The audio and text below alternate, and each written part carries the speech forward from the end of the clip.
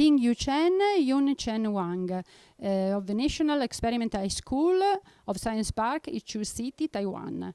Which is your project about? Our project is about using CNN model on Heartsound to detect hypertension.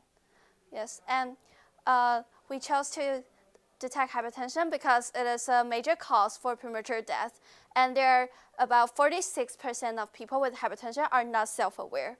Therefore, we want to use a non-pressurized way to detect hypertension.